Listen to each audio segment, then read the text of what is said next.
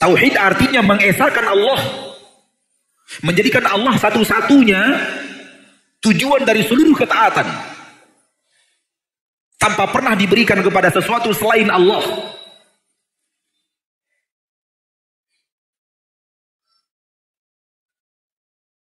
Itu yang didakwakan oleh Nabi Nuh, itu yang didakwakan oleh Nabi Hud, itu yang didakwakan oleh Nabi Saleh, itu yang didakwakan oleh Nabi Syuaib, itu yang didakwakan oleh Nabi Ibrahim, itu yang didakwakan oleh Nabi Yusuf. Mari kita buka di dalam surah Al-A'raf.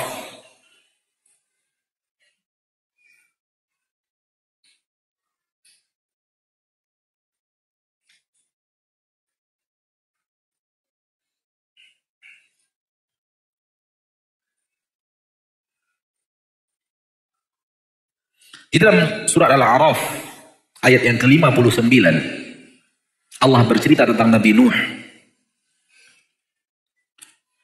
Laqad arsalna Nuhan ila qaumihi faqal, kami telah utus Nuh kepada kaumnya, dia berkata, ya qaumi, wahai kaumku, u'budullah, beribadahlah kalian hanya kepada Allah. Ma lakum min ilahin ghairuh, tidak ada untuk kalian ilah selain dia. Tidak boleh kalian menjadikan sesuatu tempat kalian beribadah selain dia. Ini ayat berbicara tentang dakwah Nabi Nuh. Ayat 65 tentang Nabi Hud. Wa ila adin akhahum huda, dan kepada kaum Ad kami utus saudara mereka Hud. Faqala ya qaumi, Hud berkata, wahai kaumku, u'budullah ma lakum min ilahin ghairuh. Kalimatnya pun sama. U'budullah ma lakum min ilahin ghairuh. Beribadalah hanya kepada Allah dan tidak ada untuk kalian ilah selain Allah. Tidak boleh kalian menjadikan ibadah kita kalian kepada ilah selain dia. Tidak boleh kalian mengibadati yang lain selain dia. Ayat 73 tentang Nabi Saleh. Wa ila Thamud akhahum Salihah faqala ya qaumi, kepada kaum Thamud kami utus saudara mereka Saleh. Dia berkata, wahai kaumku, u'budullah ma lakum min ilahin ghairuh. Ayat ke-85 Syuaib. Wa ila Madyana akhahum Syuaiba faqala ya qaumi u'budullah ma lakum min ilahin ghairuh.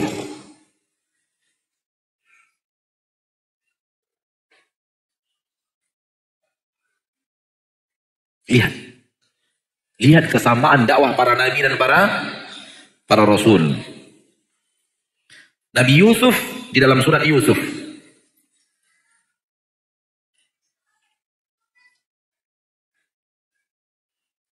di dalam surat Yusuf ayat ke-39.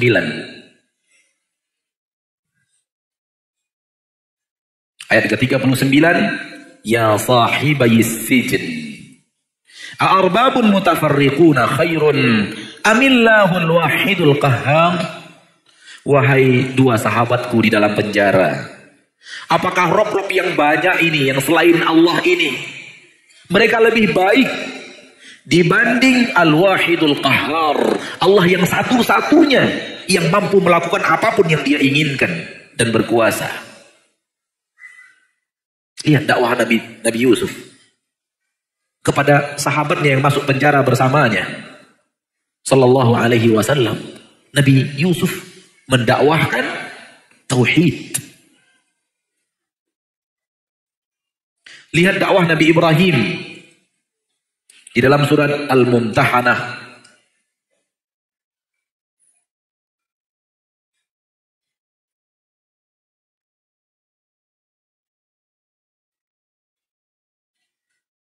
Ayat yang keempat. Qad kanat lakum uswatun hasanatun fi Ibrahim walladzina ma'ahu idh qalu liqaumihim inna bura'a'u minkum wa mimma ta'buduna min dunillah kafarna bikum wa bada bainana wa bainakumul adawatu wal baghdha abadan hatta tu'minu billahi wahdah. Sungguh untuk kalian adalah suri tauladan yang terbaik pada Ibrahim dan orang-orang yang beriman bersamanya. Tatkala Ibrahim dan orang-orang yang beriman bersamanya mendeklarasikan kepada kaumnya dan berkata kepada kaumnya, ya kaum, wahai kaum, inna bura'a'u minkum, kami berlepas diri dari kalian, wa mimma ta'buduna min dunillah, dari apapun yang kalian ibadati selain Allah. Kami berlepas diri dari seluruh ilah selain Allah. Kafarna bikum, kami ingkari semua yang kalian lakukan itu. Kami kufur dengan seluruh perbuatan kalian itu. Wabana bainana wa bainakumul adawatu wal baghdha'u abadan, dan akan terlihat permusuhan dan kebencian antara kami dan kalian untuk selama-lamanya. Hatta tu'minu billahi wahdah, sampai kalian beriman kepada Allah satu-satunya.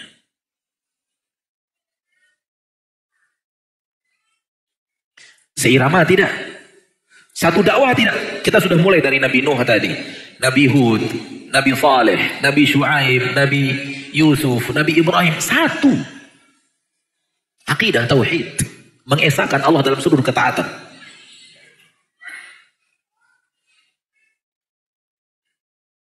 Dan seluruh perkataan Nabi-Nabi tadi kepada kaumnya, dialah makna la ilaha illallah. Dialah makna la ilaha illallah. Tiada yang diibadati kecuali Allah. Kita tidak akan beribadah kepada apapun kecuali hanya kepada Allah. Ikhwani wa akhwati fiddin rahimani wa rahimakumullah. Dan la ilaha illallah ini yang diberikan Allah kepada Nabi Muhammad sallallahu alaihi wasallam. Innahum kanu idza qila lahum la ilaha illallah yastakbirun. Nabi Muhammad dan kaumnya, dikatakan oleh Allah, kaum Muhammad itu apabila dikatakan kepada mereka la ilaha illallah yastakbirun, mereka menyombongkan diri. Apa itu la ilaha illallah? Itu dia tadi yang didakwahkan oleh para nabi dan para rasul. Beribadahlah hanya kepada Allah, jauhi peribadatan kepada selain Allah. Ini agama seluruh para nabi dan para rasul. Dan kita harus tahu apa itu la ilaha illallah. Kalau kita ucapkan la ilaha illallah, lalu ada ibadah kita yang kita persembahkan kepada selain Allah, la ilaha illallah kita batal. Karena perbuatan kita telah membatalkan ucapan la ilaha illallah yang kita ucapkan.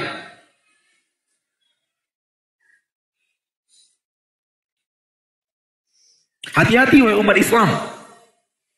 Karena tidak sedikit orang yang mengucapkan la ilaha illallah, namun apa yang dia lakukan bertolak belakang dengan la ilaha illallah. Dia nyatakan dengan la ilaha illallah, tidak ada yang saya ibadati kecuali Allah. Ternyata ketika beribadah, dia beribadah kepada selain Allah. Dia minta rezeki kepada selain Allah. Dia minta kesembuhan dari selain Allah. Dia minta penjagaan tokonya, rumahnya kepada selain Allah. Dia minta diselamatkan dalam perjalanan kepada selain Allah. Dia minta turunkan hujan kepada selain Allah. Dia minta dijaga agar selamat proyek jembatannya kepada selain Allah. Untuk itu dia sembelihkan sapi, dia sembelihkan ayam, kambing dan semacamnya. Untuk itu dia berikan sesajian kepada orang yang dia minta kepadanya agar diselamatkan dia. Dan semua itu perbuatan yang bertentangan dengan la ilaha illallah. Agama Nabi kita tercinta SAW adalah la ilaha illallah secara inti. Dan seluruh ketaatan itu harus mengarah kepada makna la ilaha illallah. Kalau ada amalan kita yang bertolak belakang dengan la ilaha illallah itu, kita sendiri yang telah membatalkan la ilaha illallah kita. Dan kita akan bertanggungjawabnya di hadapan Allah. Sebagai orang yang telah mengucapkan la ilaha illallah dan masuk ke dalam koridor agama Islam, kemudian dia batalkan dengan amalannya. Dan itu bahasan kita pada hari kemarin. Bagi kita yang hadir, jangan batalkan la ilaha illallah kita dengan perbuatan kita. La ilaha illallah menyuruh kita berdoa hanya kepada Allah. Jangan pernah lagi minta kepada dukun, para tidak normal.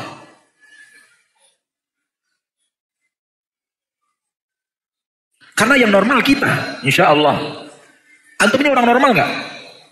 Kalau kita mengatakan mereka paranormal, para orang-orang normal, berarti kita mengakui diri kita yang nggak normal mereka. Iblis itu salah satu cara dia menipu manusia, namanya dirubah-rubah. Dirubah-rubah namanya oleh iblis itu. Sehingga kita salah menyebutnya. Yang buruk dibuat baik namanya, supaya orang tertipu. Karena kalau disampaikan apa adanya, orang nolak. Antum kalau ditulis di rekening antum riba sekian persen, mau nggak antum terimanya? Gak mau, makanya nggak ditulis riba, ditulis bunga. Tuh. Bunga itu indah, harum, menyejukkan. Jadi diberikan nama yang bukan aslinya. Salah satu cara dia menipu kita seperti itu. Ini orang para tidak normal, melakukan hal yang tidak normal lagi. Al-Quran diinjak-injak, orang dibunuh lalu air yang mengalir dari mulutnya diminum, mayat disetubuhi, tidak mandi-mandi selama 500 hari.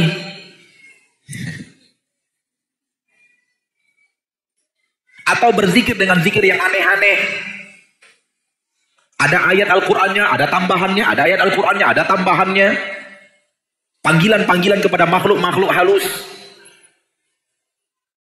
Di antara yang kita temukan, secari kertas yang ditanam di pojok-pojok rumah, lalu kita lihat. Memang sebagian isinya Al-Quran. Dituliskan sepotong ayat.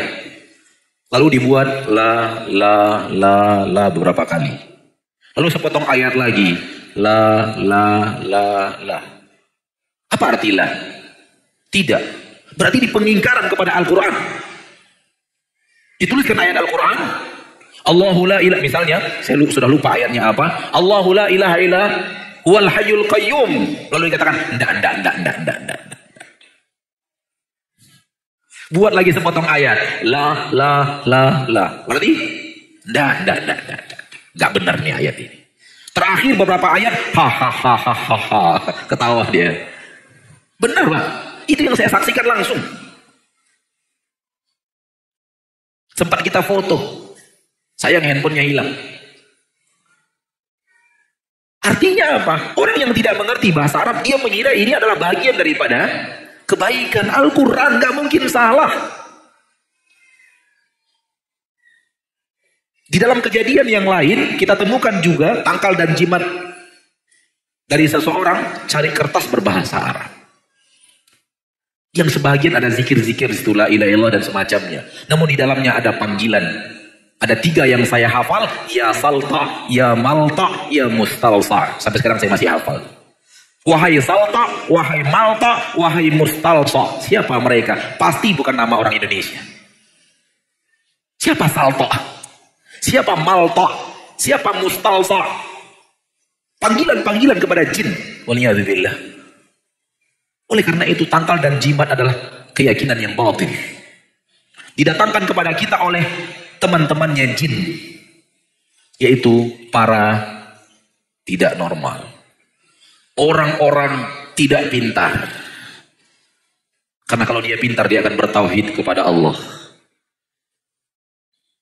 Kalau dia tidak pintar, pengikutnya lebih tidak pintar lagi. Karena dia berguru kepada orang yang tidak pintar.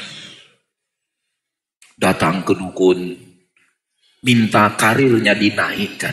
Dukun itu RT aja tidak. Minta ke dukun, agar kemudian rezekinya dikembangkan, diperluas, usahanya dimajukan. Dukun itu miskin semiskin-miskinnya. Kalau dia bisa melapangkan rezeki, kita kembangkan rezekinya dilapangkan dulu.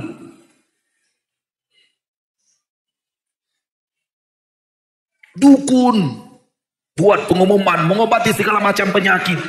Begitu sakit kepala minum bodrek juga. Begitu sakit kepala minum bodrek juga itu orang. Lalu kata-kata dia yang mampu mengobati segala macam penyakit. Inilah akidah yang batil, bertabrakan dengan realita. Dia saja tidak mampu untuk menyembuhkan penyakitnya, apalagi penyakit orang lain.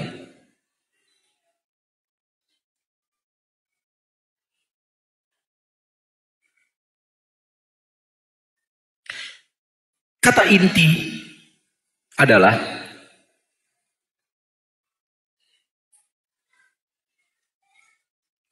Sering kita mengakui Allah itu Esa. Sering manusia mengakui Allah itu Esa. Namun dia salah dalam cara mengesakan Allah.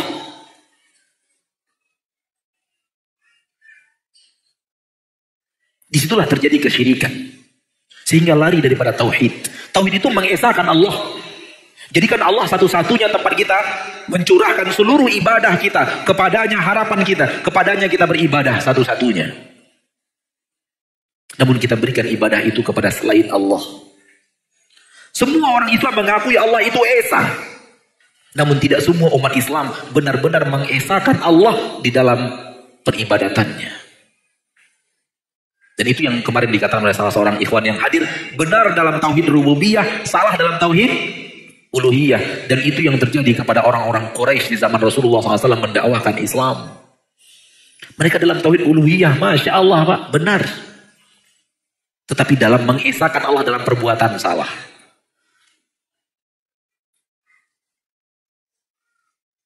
Di dalam Al-Quran surat Yunus ayat 31 Allah katakan, Qul, katakan wahai Nabi kepada orang-orang Quraisy, man yarzuqukum minas sama'i wal ardh, siapa yang sebenarnya memberi rezeki kepada kalian di langit dan di bumi? Katakan siapa? Amma yamliku sam'a wal absar, tanyakan kepada mereka, siapa yang menguasai pendengaran dan penglihatan?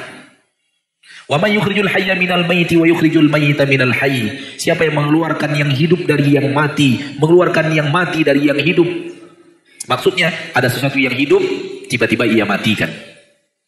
Dia mengeluarkan yang mati dari yang hidup. Ada yang awalnya mati kemudian dia hidupkan.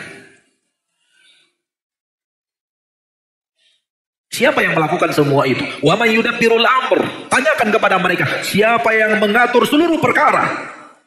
Fasayaqulun Allah. Mereka pasti akan menjawab, semuanya itu Allah yang melakukan. Ini orang Quraisy. Berarti mereka punya keyakinan Allah itu Esa dalam mengerjakan seluruhnya. Namun ketika beribadah, mereka berikan kepada Lata, mereka berikan kepada Uzza, mereka berikan kepada Manah, dan kepada patung-patung yang lainnya yang berjumlah sangat banyak ketika itu. Namun yang terkenal ada 3. Lata, Uzza, dan Manah. Lata itu kuburan keramat. Uzza itu pohon keramat. Dan Manah batu. Dan ternyata sampai sekarang ini tempat-tempat kesyirikan tidak jauh-jauh dari batu keramat, pohon keramat, atau kuburan keramat. Kalau ataupun ada sumur dekat kubur itu bukan sumurnya, tapi karena kuburnya. Kalau ataupun ada tanah dekat situ bukan tanahnya, tapi karena kuburnya.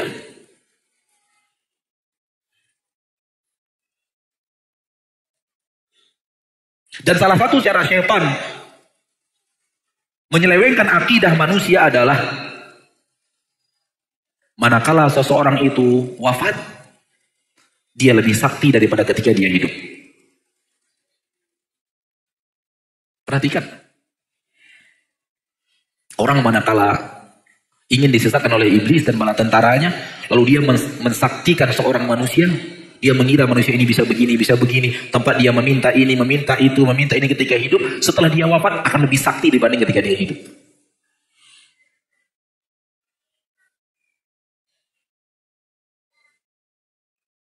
Di Sudan, diceritakan oleh sahabat kita, itu kepala kambing sengaja diletakkan untuk tangkal di kebun. Agar kemudian tidak datang di kebun itu sesuatu yang memusnahkannya dan menghancurkan isi kebun itu daripada hama ini, hama itu. Kepala kambing dijadikan tangkal. Padahal ketika kambing itu hidup, diusir-usir dari kebun itu. Ketika kambing itu masih hidup, diusir dari kebun supaya dia tidak merusak kebun. Kenapa ketika sudah mati, sudah menjadi bangkai, kepalanya jadi keramat, sehingga bisa menolak hama dari kebun. Begitu permainan syaitan di mana-mana. Orang yang sudah wafat, dia membutuhkan orang yang hidup, betul tidak? Betul, membutuhkannya dari memandikannya, mengkafankannya. Dia nggak bisa mandi sendiri, tidak bisa mengkafani diri sendiri, menyolatkannya. Karena dia tidak bisa sholat sendiri. Makanya manusia yang belum sholat jangan sampai ditunggu disolatkan orang. Sholatlah sendiri sebelum Anda disolatkan orang. Pergi ke kubur diantar orang, nggak bisa. Dia membutuhkan orang itu. Setelah berada di dalam kubur, dia membutuhkan doa istighfar. Anak-anaknya, istrinya, suaminya, karib kerabatnya, murid-muridnya, teman-temannya. Dia membutuhkan mereka untuk mintakan ampun kepada Allah atas dosa dan kesalahannya. Dia membutuhkan orang hidup, bukan orang hidup yang membutuhkan orang wafat. Namun dibolak-balik. Manakala kita mengkaji Islam dan dakwah iblis, itu biasanya bertabrakan 180 derajat. Bertabrakan 180 derajat, begitu terus. Salah satu bukti bahwa itu batil bertabrakan 180 derajat dengan Al-Quran dan hadis.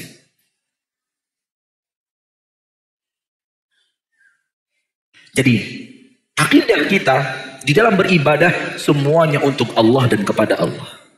Doa kita, nazar kita, menyembelih kita, tawakal kita, minta ditolong dan dibantu atas pekerjaan yang sedang kita kerjakan. Jangan kepada jin,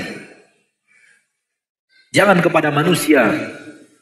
Kita tolong dan bantu kepada Allah. Iyyaka na'budu wa iyyaka nasta'in. Kemudian kita minta perlindungan, jangan minta kepada selain Allah. Minta kepada Allah Subhanahu wa ta'ala, minta datang manfaat. Istighatsah, beristighatsahlah kepada Allah. Istastaghithuna rabbakum fastajaba lakum. Ketika kalian meminta kepada Allah Subhanahu wa ta'ala manfaat, Allah akan kabulkan untuk kalian. Ikhwani wa akhwati fiddin rahimani wa rahimakumullah.